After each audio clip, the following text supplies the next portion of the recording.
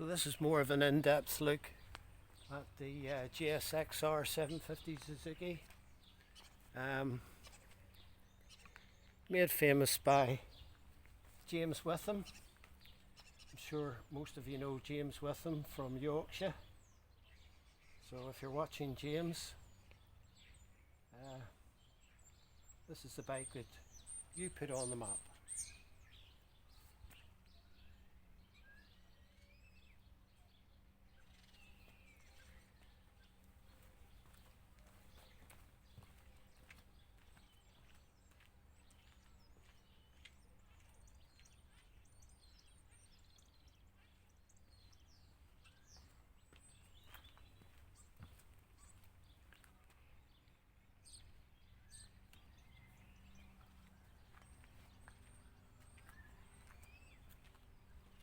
Now, this is not the Slingshot Suzuki.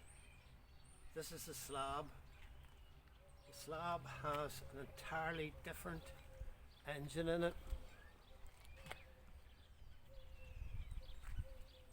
The Slab has what's called an over square engine, which means that the bore and the stroke are virtually the same. This bike here, as I say, it's 750cc.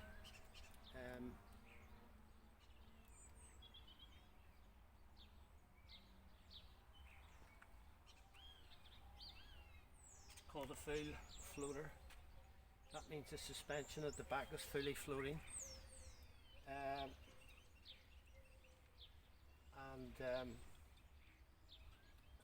It's a hyper sports bike.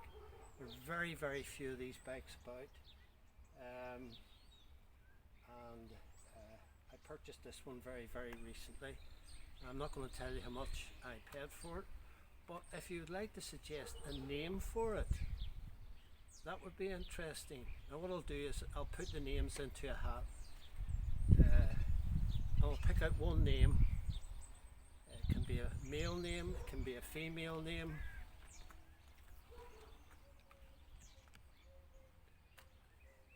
Whatever. And when I pick the name out of the hat, that's what I'll call the bike.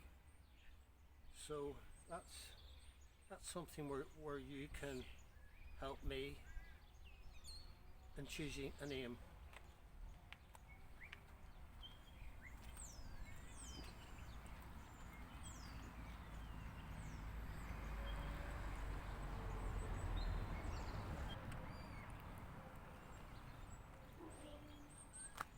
For those of you who are unaware of motorcycles, this is a grab rail here. This is so a pillion passenger, when they're sitting on the motorcycle, they put their feet on these pegs here, or rear footrests, and then they hold on to the rail at the back.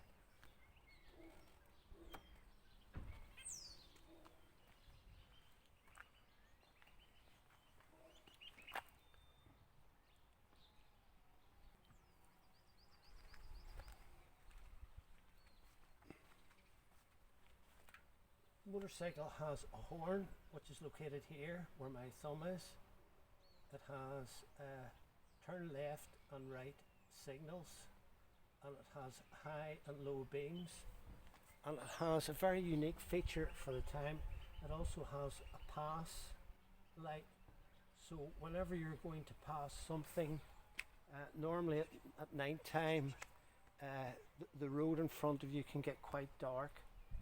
This enables you to basically flash your main beams, and enables you to see ahead of you about 150 yards what's coming. This is the clutch here. The clutch in this bike is very, very, very light, and for its time, most bikes of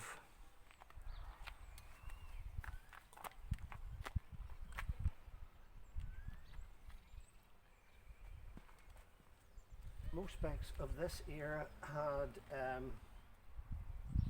cable clutches. This has a hydraulic clutch, so that was something that was very, very special too. Another thing for its time was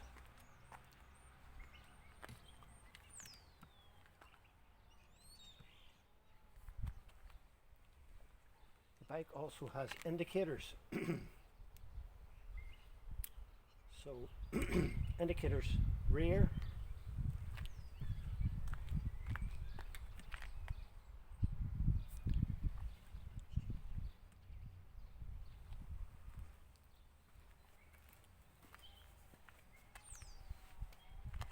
and indicators front.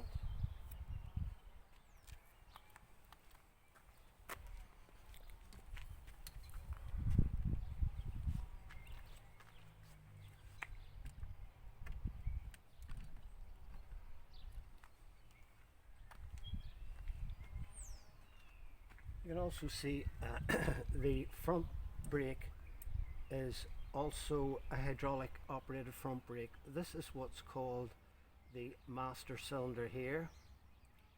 This is the rev counter. The rev counter in this motorcycle here increases in 1,000 revs per minute, or 1,000 RPM. This bike revs out at about 13,000 RPM, but it doesn't really come on song until about 6,500 RPM. This motorcycle also has kilometers and miles per hour on it. The miles per hour are in orange, and the kilometers per hour are in black.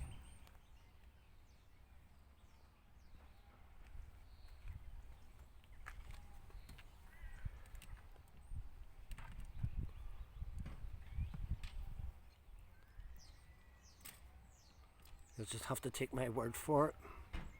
You should be able to see the rev counter at the top and the speedometer at the bottom. You can also see that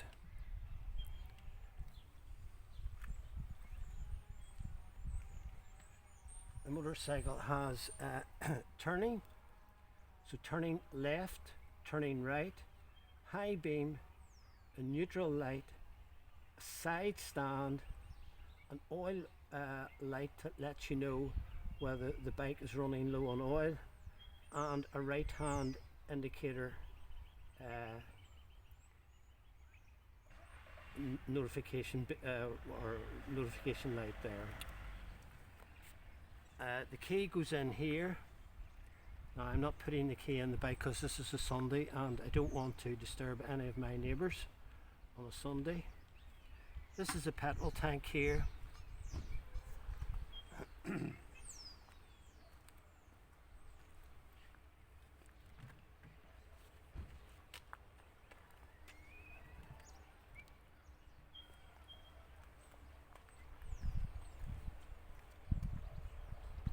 In order to run this motorcycle properly, you need to use super leaded unleaded petrol in it, not ordinary unleaded petrol. Ordinary unleaded petrol, unfortunately, would it would have serious implications for the valves and the valve stem oil seals, which are in the cylinder head.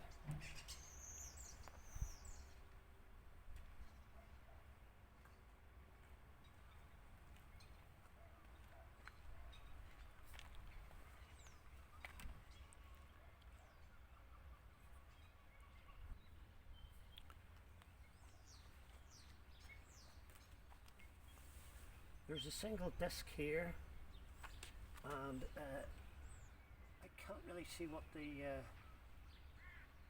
but it's run on a single piston caliper. But again, for its time, you know, most bikes of this age were running on drum brakes. This is the original silencer for the bike. So as it came out of the factory, this is a very silencer that was manufactured, was put on the bike when it was new.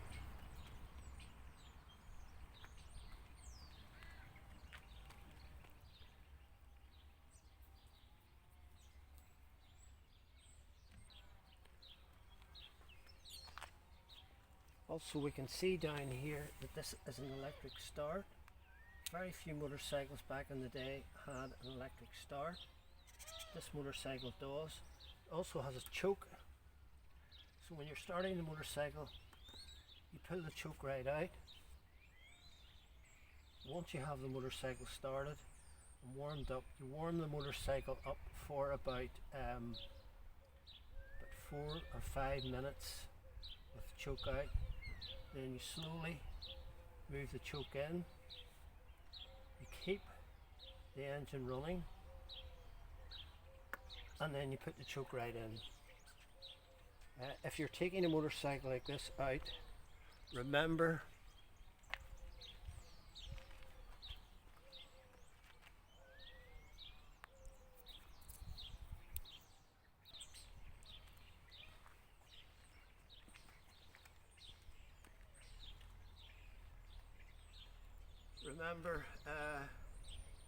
don't just start it up in the garage and then or in your driveway or wherever you are and just rev it and turn it off.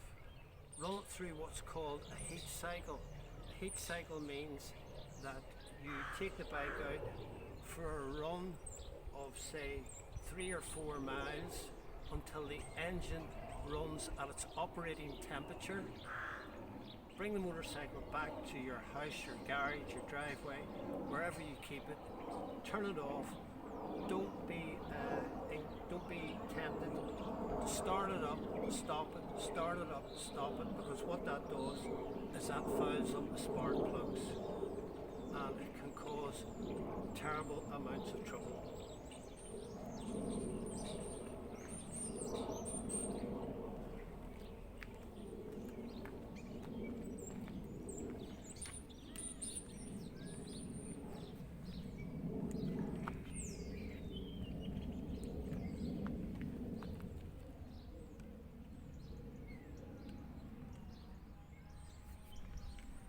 Now, for those of you who are eagle-eyed, this is what's called an anti-dive system in the front forks. This means to say when the forks compress and rebound, there's a system in here that stops the forks compressing too quickly, and it also has Hell brake pipes here. These are not the original brake pipes. The original brake pipes would have been coated in like a plastic or a rubber type material.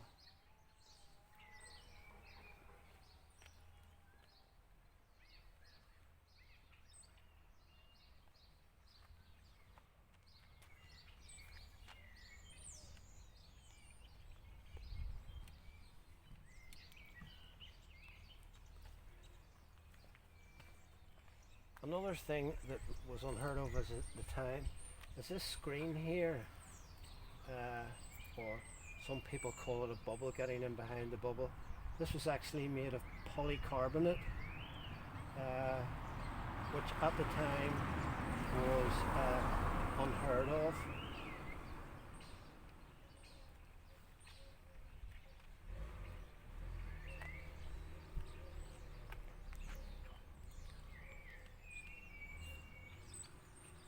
This is the stand here. This motorcycle only has a side stand, it doesn't have a main stand. So in order to get the motorcycle onto a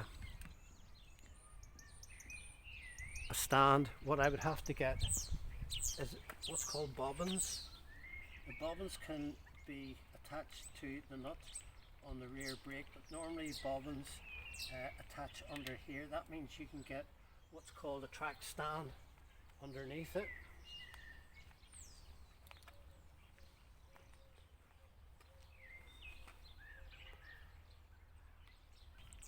The front tire is a Bridgestone 110/80 by 80 millimeters, and the rear tire is also a Bridgestone, and we'll just check the size of the rear tire. It's a 140/70 by 18. That's a Bridgestone tire. Now, whoever had this bike before me You can see hasn't put the bike right down on its side because there's no chicken strips. And if you look here, you can see this is a steady for the rear brake caliper. That's to ensure when you brake on the motorcycle that the caliper doesn't spin round.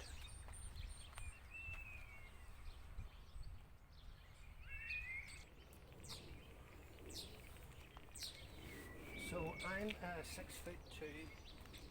with a 32 inside leg measurement. So I'll let you see what the bike looks like with me on it. And you can see I can get my feet flat on the ground. So there's no problem there. I have motorcycle boots, I have motorcycle gear, I have everything. A friend of mine's over in Spain at the minute. He's going to help me set up the comms, and he's going to help me set up the GoPro on my helmet.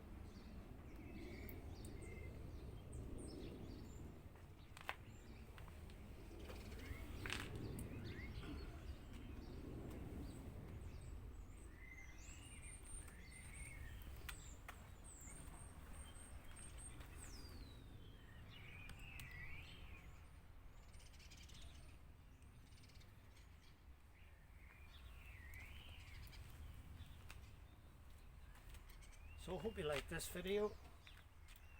Don't forget to like and subscribe. It's totally free. Share with your family and friends. Hit the bell for future notifications. I'll see you in the next one. And remember, my videos are always will be ad free. So until the next time, this is Colin Burnside saying goodbye.